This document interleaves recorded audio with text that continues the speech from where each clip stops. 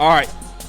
We can talk Tiger stuff if you want. That stuff's kind of, it is what it is. Nope. Or we talk Detroit Lions. You want some Detroit Lions news? How about this? Taylor Decker and Jack Campbell both absent from practice. Taylor Decker says he hopes to play this Sunday. No! We suck Which again! means it's a little bit more than a veteran rest day if he's talking like that. You always do this. And he's always playing. He's going to play. He's not always playing. He's going to play. That does not make fucking sense. better play. Taylor Decker is going The to offensive line already didn't look good. Are you kidding me? Yeah. No! God, please, no! No! Taylor Decker is going. I wanted Josh Simmons in the fucking draft. I wanted Josh Simmons. He was right there. Sorry. Josh Simmons. Yeah. Yeah. Taylor Decker is going to play. The offensive line is going to be fine. Stop. You don't know that. I do. You don't. You don't. It looked bad, and then if he's out, it's even worse. Jamarco Jones, who was going to be like the guy behind him, out for the season. Achilles. Yeah, he's done. Manu can't play. Manu action. And the division rivalry game. Uh-oh, Nick. You freaking out, Nick? Yes, I saw Manu get pushed around in the preseason game. In the fourth one. I went. I was at Ford Field. Saw Manu get pushed around. Am I I mistaken? saw Kyle Allen have Tesla wide open. Guess what he did? He got sacked. Ooh. Coming off the outside. I remember that. I think the defensive end, Montez Sweat, is going to be all over Manu compared to a backup for the Texans. Yeah, I do. I don't like that at all. That scares me. Yeah, I'm not a fan of that. Am I fear-mongering? This is from Jeremy Reisman. Taylor Decker says he's dealing with an undisclosed injury, and hopefully he'll play this week. He's going to play. Stop doing that. You always do that, and it never comes to fruition. Yeah? They're going to sign Darius Smith. Kirby Joseph. Carlton Davis is going to be signed. Stop. You're jinxing it. Kirby Joseph led the league in interceptions. They drafted Tate Ratledge and Jack Campbell.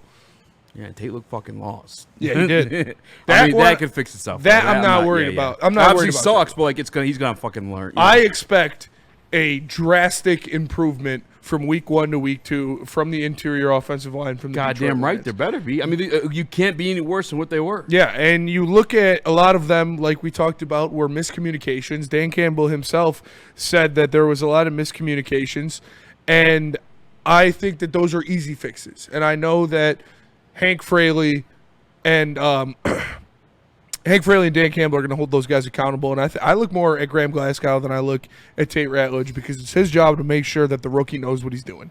It's his job to make sure that the rookie knows what the play is. It's his job to make sure the rookie knows his assignment. You're the vet. You got to make sure that he's set, make sure he knows what he's doing, and that's going to be fine. But You love saying that. That's an easy fix. We looked at it, and I don't think Tate Ratledge just forgot how to play football over the summer. Like, he's going to get the communication down, and that those mental mistakes will be fixed, and they will be fixed quickly. Now, the ability we still have to see. We still got to see him go out there and do it. But the mental mistakes I expect to be eradicated very quickly. Taylor Decker, like I said, hopefully he can play. They need him to play. Dan Skipper is going to be your option if Taylor Decker is not there. They elevated him to the 52. You're like progressively getting there. Like, it'll be fine. Hopefully, you can play. Taylor Decker might play. Looking like Taylor Decker's probably not going to play. Workbook!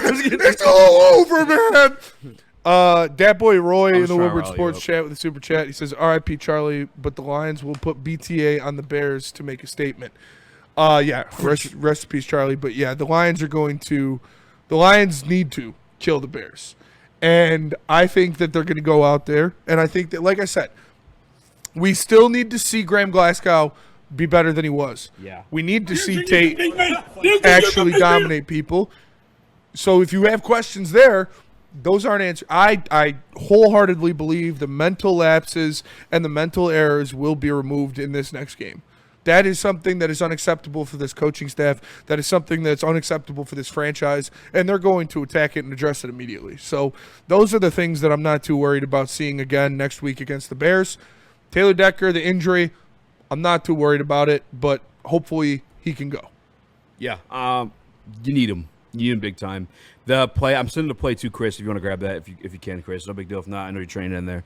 But the play where Tate Ratledge had a 350, I don't know how big the guy was, but obviously the defensive tackle or defensive lineman in front of him moved on then like ended up combo blocking some guy with Penei Sewell, and it looked kind of wonky.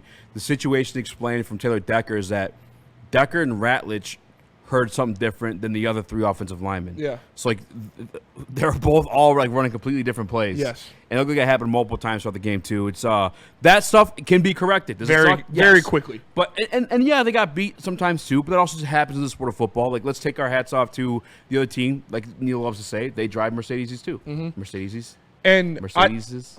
I think that's very obvious because in a run play, in a run design, in the scheme that the Lions run, You would just leave a guy. If one guy misses his assignment, Fucks everything. that guy's going to be able to blow up the play because they do so much pulling action, so many backside traps, Yep. different things like that Wham blocks. in their offense, in their run game. And I think that is going to be affecting them very much when if one person misses their assignment, if one person blows that backside trap or that block, You throw it up, Chris. they're going to be wide open. Absolutely. Yeah, Chris, if it's anything like this, you always put up while we're talking about it.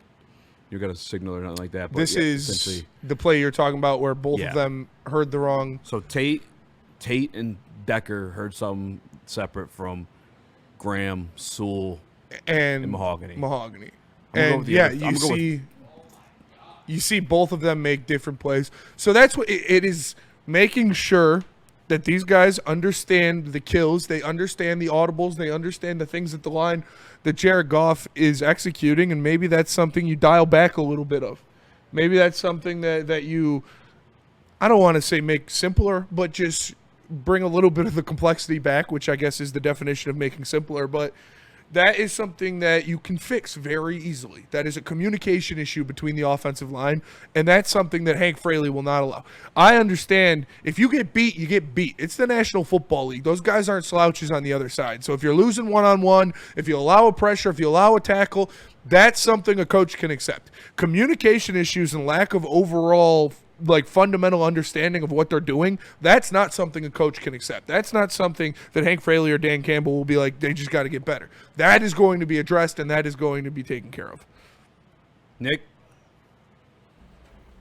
I am still concerned. I think there's no other way around it. I don't know if Graham Glasgow can bounce back from the NFC game in the playoffs last year to then coming in today or last game and not being as prepared as obviously he should have been, or they didn't have the game plan down. I'm not sure exactly how that miscommunication happened just like that. I mean, obviously the Packers fans were riled up, Micah Parsons' debut, everything like that. You knew you were going to get a madhouse, but that's why it's like you had to have these things down with the young guards, and they obviously didn't. Is it going to look a lot cleaner at home?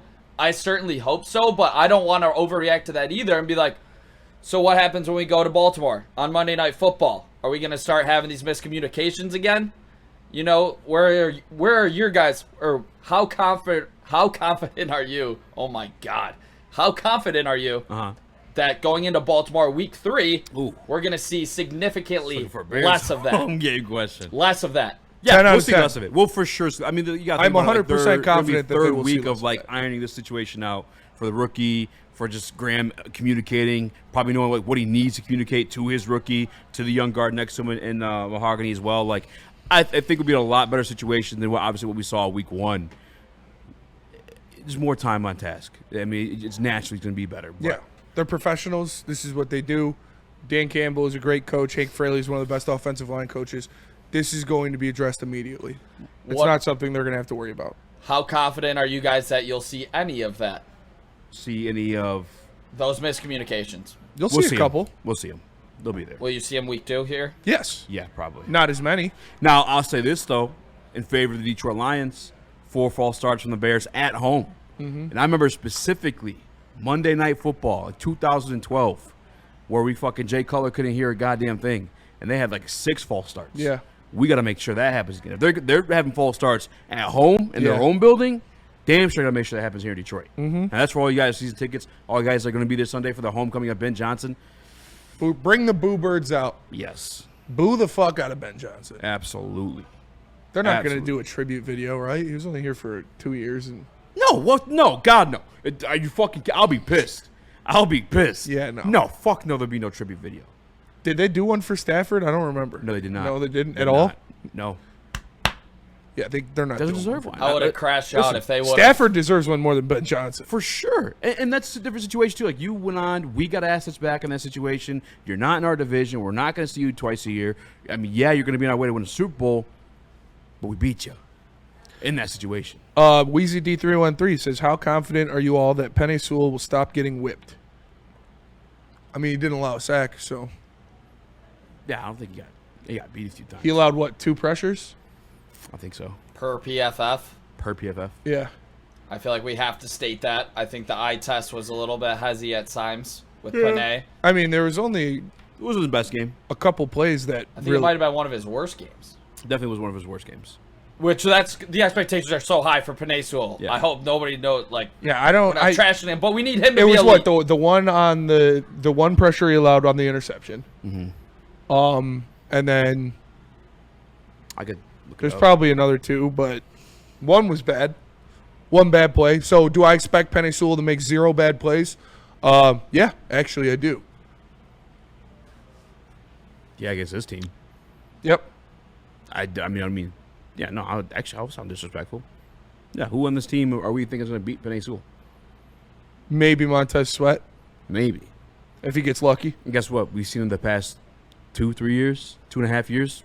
I don't remember Montez Sweat getting one off on Penei. T says his only game without an elite right guard.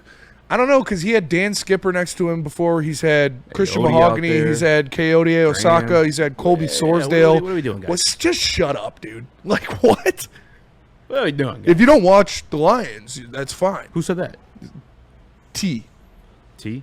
I'm looking at a play. Micah got him beat across the middle, pushed Goff out. He had to just dump it off to Gibbs. But I just felt like you saw more of a push from that right side. And obviously Micah Parsons is an elite player too. He's going to get you. So I'm not killing Penei, but we do need him to be elite. We got to get pushed on that right side specifically. Holding Micah Parsons And rush. without a sack is a W for me, for Penei Sewell. So, yeah, did he allow a couple pressures? For sure. Am I banging the table that he needs to be better and not allow Micah Parsons to get any pressure on Jared Goff? If that's what you are, you could do that. It's a little unrealistic, but he's warranted that. Penei Sewell, 2-time first-team All-Pro. He's warranted those expectations. Coyote is probably better, though, right? Yeah, I just saw that one you were talking about, Nick. There's one. Parsons got him on 2, then, because he got him on the interception Yeah. as well. No, he allowed a couple It wasn't pressures. Penei's best game. It wasn't Penei's best game. But No. again, the Chicago Bears don't have Micah Parsons. Yeah. The Chicago Bears don't have Rashawn Gary. The Montez Sweat, who we haven't really heard much out of him since the trade. To keep it in buck with you.